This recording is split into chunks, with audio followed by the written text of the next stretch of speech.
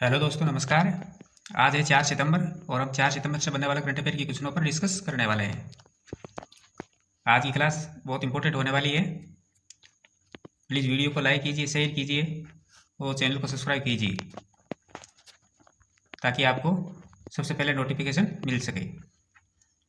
आज की क्लास को स्टार्ट करते हैं। चलिए, आज का पहला क्वेश्चन है कि भारत के पहले एआई संचालित जनजातीय भाषा अनुवादक का क्या नाम है। भारत के पहले एआई संचालित जनजातीय भाषा अनुवादक का क्या नाम है। तो इसका नाम है आदिवाणी। इसका नाम क्या नाम है? आदिवाणी। भारत सरकार ने जनजातीय जो मंत्रालय है, भारत सरकार का जो जनजातीय कार्य मंत्रालय है, उसने एक पहल करते हुए आदिवाणी का बीटा संस्करण लॉन्च किया है। ये भारत का पहला एआई संचालित जनजातीय भाषा का अनुवादक है और इसके अंदर जो भारत में 461 जनजातीय भाषाएं हैं और 71 विशिष्ट मातृभाषाएं बोली जाती है। इनमें सबसे जो बड़ी संख्या का जो लुप्त होने वाली जो खतरे में है वो 81 असुरक्षित भाषा है और 42 गंभीर रूप से संकटग्रस्त है। इन्हीं भाषाओं को वापस सुचारू रूप से लाने के लिए इस आदिवाणी का पहल की शुरुआत की गई है। जो ये बीटा का संस्करण है, ये लॉन्च किया गया है। ये परियोजना जनजातीय गौरव वर्ष के अंतर्गत विकसित की गई है और भारत की सांस्कृतिक समानता और डिजिटल सशक्तिकरण के संकल्प को दृढ़ करती है। बात करें कि ये जो आदिवाणी है ये किस प्रकार से काम करता है, तो ये तकनीकी आधार पर है। उन्नत एआई भाषा मॉडल है जैसे इंडीट्रांस 2 और नंबर लैंग्वेज लेफ्ट बिहाइंड का प्रयोग विकास में आईआईटी दिल्ली के नेतृत्व में बिट्स पिलानी और आईआईटी हैदराबाद और आईआईटी नवा रायपुर और 5 राज्यों के जनजातीय शोध संस्थान के द्वारा उनकी भागीदारी के द्वारा इसको विकसित किया गया है।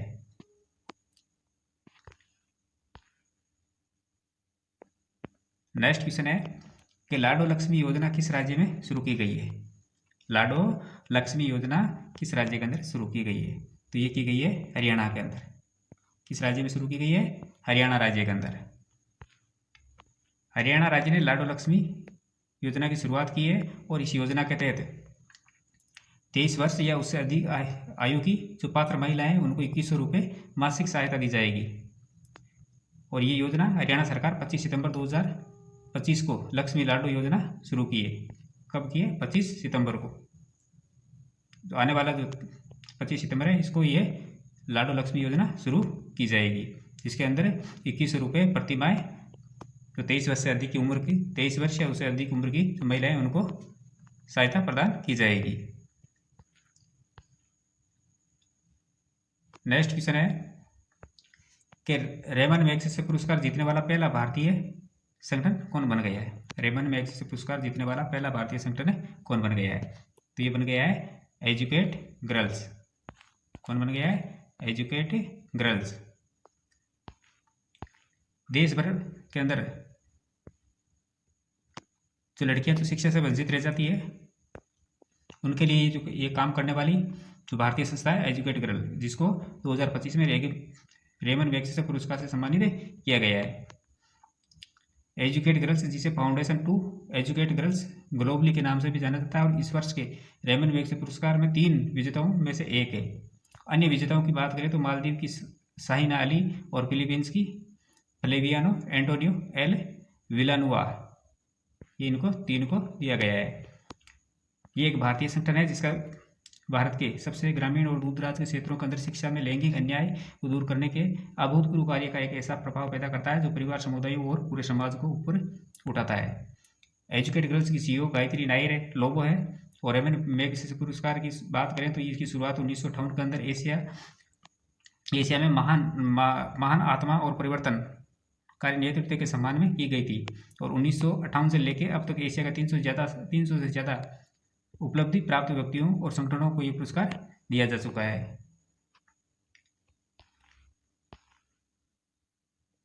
नेक्स्ट क्वेश्चन है कि भारत के सबसे बड़े एरो इंजन परीक्षण केंद्र का उद्घाटन निम्न में से किस राज्य के अंदर किया गया है। एरो इंजन, भारत के सबसे बड़े एरो इंजन परीक्षण केंद्र का उद्घाटन किस राज्य के अंदर किया गया है, तो ये किया गया है उत्तर प्रदेश के अंदर। किस राज्य में किया है? उत्तर प्रदेश के अंदर।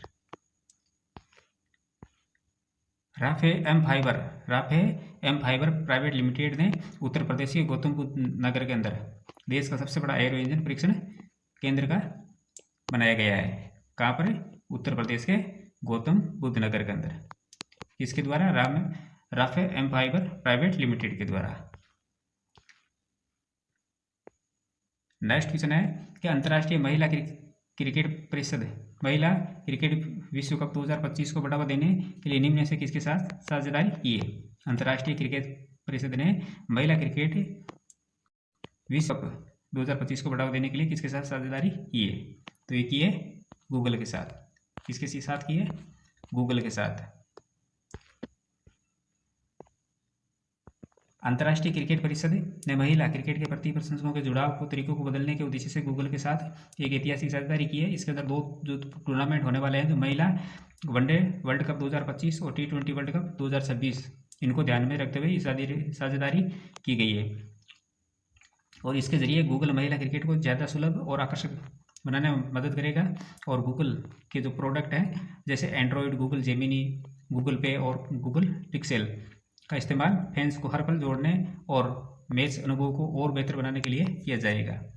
और इससे पहले आईसीसी में यूनिलीवर को अपनी पहली वैश्विक महिला साझेदारी कंपनी के रूप में शामिल किया गया था।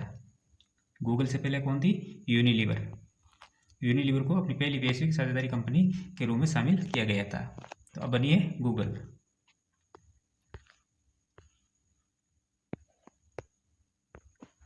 भारत का 29वां लेखा महानियंत्रक किसे नियुक्त किया गया है? भारत का जो 29वां लेखा महानियंत्रक किसे नियुक्त किया गया है? तो ये किया गया है TCA कल्याणी को। किसको नियुक्त कर दिया गया है? TCA कल्याणी को। 1 सितंबर 2025 को भारत सरकार ने 1991 बैच के भारतीय सिविल लेखा सेवा अधिकारी TCA कल्याणी को तत्काल प्रभाव से वे विभाग वित्त मंत्रालय में 29वां महालेखा नियंत्रक नियुक्त किया गया है। CGA के रूप में कार्यभार संभालने से पहले उन्होंने गृह मंत्रालय में प्रधान मुख्य लेखा नियंत्रक के रूप में भी कार्य किया है। और TCA कल्याणी ये S दुबे की जगह लेगी, यानी इनसे पहले कौन थे? S दुबे थे, जो मार्च 2023 से भूमिका में सेवा देने के बाद 21 अगस्त 2025 को सेवानिवृत्त हो गए थे। बात करें महालेखा नियंत्रक परीक्षा के बारे में, तो ये एक गोल का प्रावधान लेखा सलाहकार है और तकनीकी रूप से ध्वनि प्रबंधन लेखा प्रणाली की स्थापना और रखरखाव के लिए जिम्मेदार होता है। CGA के कार्य व्यवसाय के आवंटन जो नियम है अधिनियम वह 1961 संविधान के अनुच्छेद 77 के तहत निर्मित उसके द्वारा शासित होते हैं। लेखा नियंत्रक के बारे में बात करें, इसका मुख्यालय नई दिल्ली के अंदर है और इसको 1975 के अंदर लागू किया गया था।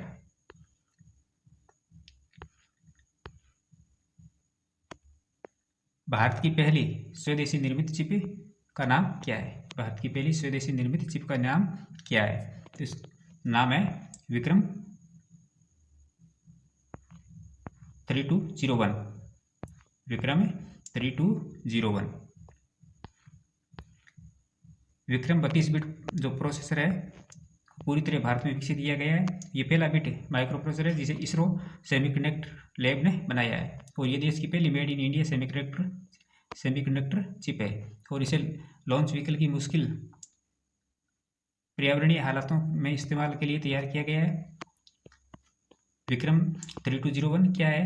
तो ये संयुक्त विकास है इसरो के जो विक्रम साराभाई अंतरिक्ष केंद्र है और सेमीकंडक्टर लेबोरेटरी मोहाली के द्वारा विकसित किया गया है। प्रोसेस तकनीक इसकी 180 nm CMOS फैब्रिकेशन है और ये जो विक्रम 1601 जो 16 बिट प्रोसेसर है जो 2009 के अंदर आई थी उसका अपग्रेड किया गया है। बात करें नेक्स्ट क्वेश्चन की, तो बैडमिंटन विश्व चैंपियनशिप 2026 का आयोजन किस शहर में किया जाएगा? बैडमिंटन चैंपियनशिप 2026 का आयोजन किस शहर के अंदर किया जाएगा? तो ये किया जाएगा नई दिल्ली के अंदर। कहाँ किया जाएगा? नई दिल्ली के अंदर। नई दिल्ली के अंदर 2026 बैडमिंटन विश्व चैंपियनशिप की मेजबानी करेगा और ये टूर्नामेंट अगस्त 2026 में आयोजित होगा और 17 साल बाद भारत में इसकी वापसी होगी। कितने साल बाद में? 17 साल बाद में। भारत ने पिछली बार 2009 के अंदर हैदराबाद में इसकी मेजबानी की थी। कहाँ की थी? 2009 में हैदराबाद में। 2026 संस्करण नहीं सिर्फ भारत में वापसी करेगा बल्कि 8 साल बाद एशिया में वापसी होगी। एशिया के अंदर जो पिछला मेजबान जो हुआ था वो था नॉनजिंग चाइना के अंदर 2018 के अंदर। कहाँ हुआ था? नॉनजिंग चाइना के अंदर 2018 के अंदर।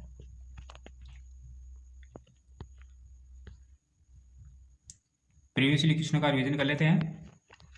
रेलवे बोर्ड का अध्यक्ष जो हाल ही में सतीश कुमार को नियुक्त किया गया है। और 25वें शंघाई सहयोग संगठन सम्मेलन का आयोजन चीन देश के तियानजिन में किया गया था। और थाईलैंड का कार्यवाहक प्रधानमंत्री फुमटेम वेचायाई को नियुक्त किया गया है। और भारत के पहले टेम्पर्ड ग्लास प्लांट का उद्घाटन नोएडा के अंदर किया गया है। और हाल ही में वैश्विक सूचकांक 2025 के अंदर आइसलैंड को एशिया का सबसे सुरक्षित देश घोषित किया गया है। और भारतीय सेना द्वारा अरुणाचल प्रदेश राज्य के अंदर युद्ध कौशल 3.0 बहुक्षेत्रीय अभ्यास का आयोजन किया गया। और केरल राज्य के अंदर भारतीय जैव विविधता अध्ययन द्वारा क्रोकोथेमिस एरिथ्रेया नामक दुर्लभ ड्रैगन फ्लाई प्रजाति की पुष्टि की गई है। अंतर्राष्ट्रीय साक्षरता दिवस 8 सितंबर को मनाया जाता है। प्रतिवर्ष अंतर्राष्ट्रीय साक्षरता दिवस है, ये 8 सितंबर को मनाया जाता है। तो दोस्तों ये थी हमारी आज की क्लास। इसी प्रकार का महत्वपूर्ण प्रश्नों के लिए चैनल को सब्सक्राइब कीजिए, लाइक कीजिए, शेयर कीजिए और कमेंट कीजिए। कल फिर मिलेंगे, तब तक के लिए धन्यवाद।